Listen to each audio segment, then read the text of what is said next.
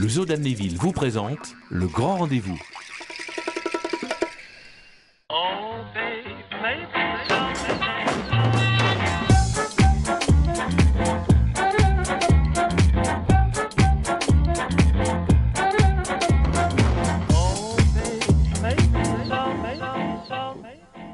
Bonsoir, bienvenue dans le grand rendez-vous.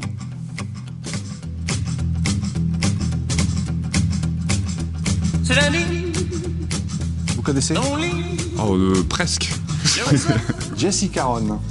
Au programme ce soir, nous allons parler du festival Hop Hop Hop qui débute ce mercredi à Metz. Un festival en pleine rue, complètement délirant. Laurent Guillaume Delinger, le directeur artistique de ce festival, est notre invité. En deuxième partie, nous ouvrirons la page sport en compagnie d'Arnaud Caël, au menu du cyclisme, du foot et du wakeboard. Allez, hop, hop, hop, on commence avec le festival du même nom. Laurent Guillaume Delinger, bonsoir.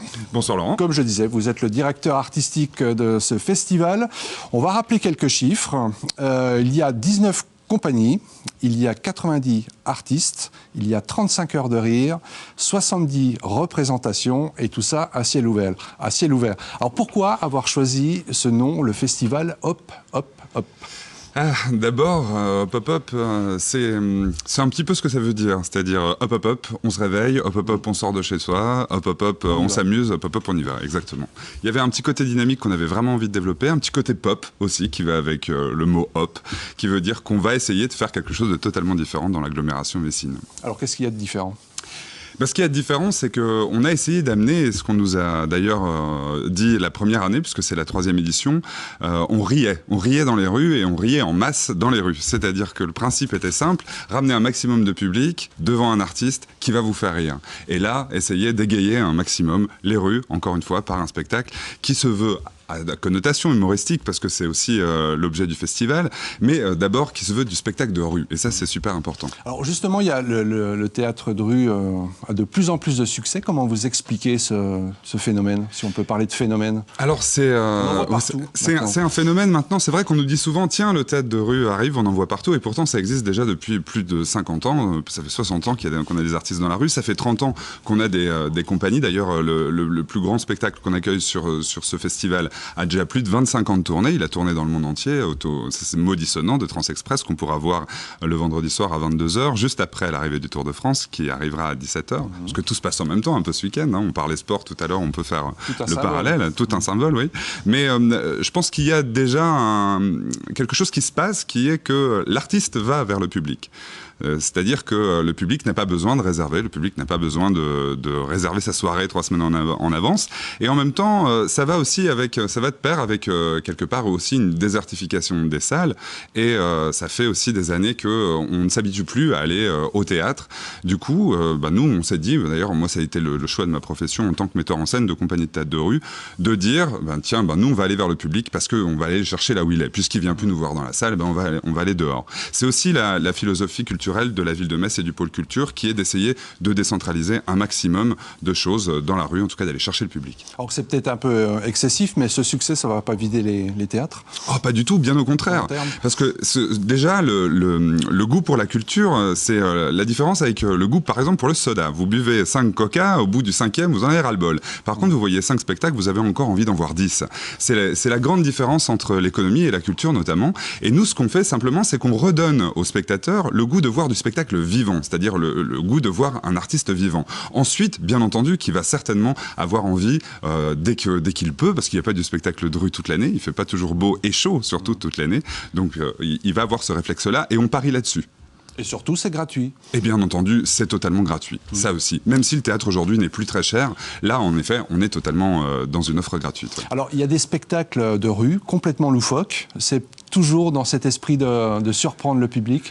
Exactement. On privilégie. Voilà, bien entendu qu'il y a de la provoque, et en même temps, ça va avec l'endroit où on donne ce festival. Il faut savoir que les artistes de rue, en règle générale, vont plus loin que les artistes en salle. Pourquoi ? Parce qu'on a le petit côté institutionnel en moins. Donc c'est vrai qu'on a beaucoup plus, voilà, il y a le contact proche avec le public, et il faut savoir aussi qu'il y a une accroche à faire, c'est-à-dire qu'un artiste, quand il démarre un spectacle, si au bout de 5-10 minutes son spectacle ennuie, parce que les gens gens peuvent partir, hein, ils sont pas assis, ils n'ont pas réservé leur place, et c'est gratuit. Donc ils partent. Donc on a ce besoin d'accrocher. Et pour accrocher, parfois, il faut être un petit peu provocant.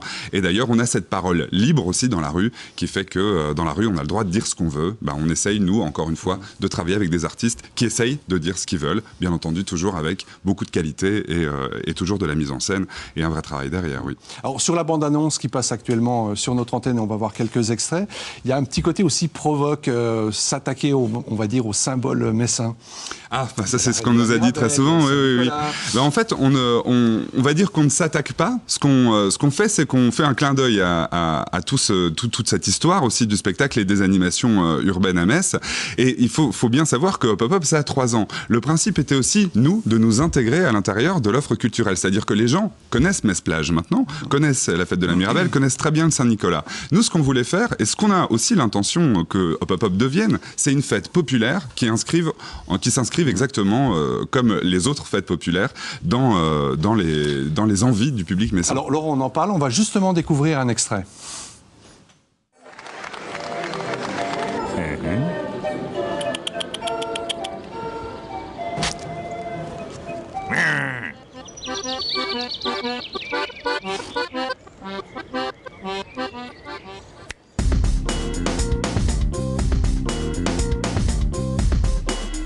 Hop Hop Hop, du 6 au 8 juillet à Metz.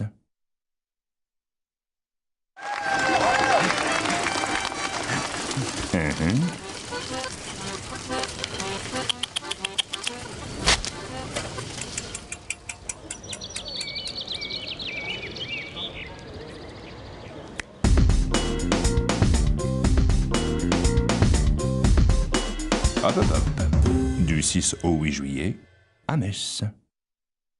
Alors Laurent, ce qu'on vient de voir là, c'est vraiment dans l'esprit de ce festival. Exactement. Nous, le principe, encore une fois, c'est d'avoir, et ça c'est aussi ce qu'on défend nous au niveau des arts de la rue, énormément d'autodérision par rapport à soi-même et par rapport à la société. Nous, on attaque ça. Donc le Saint-Nicolas, on l'adore tout autant, mais on essaye de le détourner. C'est comme si le Saint-Nicolas s'était trompé de date. C'était ce qu'on essayait de raconter à ce moment-là. Alors où est-ce que ça se passe? Il y a des quartiers bien précis? Ou c'est vraiment partout dans les villes historiquement, on a décidé de démarrer ce festival dans le quartier Saint-Louis. Pourquoi? Parce que la place Saint-Louis, qui avait entièrement été remise en voie piétonne, on s'était dit que cette grande place minérale était parfaite pour accueillir des arts de la rue. Et on fait un lien en même temps avec un patrimoine. C'est-à-dire que quand vous avez la place Saint-Louis en fond de scène, c'est quelque chose de merveilleux. Donc on avait envie de redonner aussi à ce quartier-là, qui est un quartier médiéval, ce qu'on retrouvait un petit peu dans les ambiances de battleurs du Moyen-Âge, quand ce quartier-là finalement a été construit avec cette petite ambiance florentine et italienne, parce qu'il y a une tradition italienne aussi dans les arts de la rue. Et en même temps, maintenant qu'on a la grande place de la République, les grands spectacles sont donnés place de la République, comme le vendredi soir, et autrement, tout le reste des spectacles sont donnés place Saint-Louis et dans le quartier Saint-Louis, où on a des déambulations tout autour. Alors, il y a vraiment des compagnies, on va dire, complètement loufoques. On va prendre un exemple. Il y a une fanfare qui traverse les rues de Metz pour répandre le silence. Ça consiste en quoi? Alors ça, c'est certainement bon, parce que moi je vois beaucoup de spectacles à l'année pour pouvoir faire cette programmation-là. Il s'agissait de trouver une fanfare la plus absurde possible. On l'a trouvée en Hollande, et cette fanfare a cette chose merveilleuse. Voilà, ce qui n'est pas exactement, parce que les Hollandais ont une parole encore plus libre et vont encore plus loin dans l'humour. Mais cette fanfare ne joue jamais. C'est-à-dire que c'est une parfaite fanfare. En plus, ils viennent à 11. Je ne sais pas si vous imaginez, on a une fanfare, ils sont à 11, et à chaque fois qu'ils s'apprêtent à jouer, non, finalement, ils repartent. Et ils sont menés par le directeur de la fanfare, qui, lui, a une canne blanche et qui essaye d'éviter les passants tant qu'il peut. Donc, il y a tout ce travail-là qui fait qu'en effet, on est encore une fois dans la dérision par rapport à la fanfare. Ce qu'on essaye aussi de faire, nous, les artistes se moquent eux-mêmes des artistes. Une chose importante aussi à souligner, il y a aussi des spectacles pour les personnes à mobilité réduite, ceux qui souffrent, qui ont des problèmes de santé. Exactement, et là on en était au fait de dire qu'Hop Hop Hop commence mercredi, donc le 4 juillet. Pourquoi? Parce que il y a le spectacle de rue se passe dans la rue. A priori tout le monde peut y aller, sauf les gens en effet qui sont coincés chez eux. Et ces gens-là, on a pensé un petit peu à eux au niveau des maisons de retraite. Ça fait 3 ans qu'on travaille et qu'on donne en amont du festival des représentations dans les maisons de retraite de l'agglomération messine. Donc on a une compagnie qui s'appelle La Valise, qui est une compagnie lorraine que beaucoup connaissent, et qui, elle, va donner une petite forme en maison de retraite en même temps pour donner un peu cette image-là. Et une image qu'on défend également parce que le siège du festival, c'est à l'hôtel de Gournay, un très bel hôtel particulier, encore une fois, dans le quartier Saint-Louis, où on peut passer, où on peut aller rencontrer les artistes, on peut aller boire un verre également. Et ce siège-là, c'est le lieu réservé aux personnes âgées de l'agglomération Messine. C'est aussi pour ça. Merci Laurent. On rappelle les dates du festival Hop Hop Hop. C'est donc du vendredi 6. Pour le public, bien évidemment, du vendredi 6 au dimanche 8 juillet. Et c'est donc partout dans les rues de Metz. Et pour plus d'informations, vous pouvez consulter le site hophopop.eu. Merci beaucoup. Merci à vous. Eux aussi font hop hop hop dès qu'on les croise. Ce sont les 240 singes du parc de Kingsheim en Alsace, plus connu sous le nom de la montagne des singes. C'est tout de suite et c'est l'idée de sortie de Lara Julien pour cet été. C'est parti, Machita.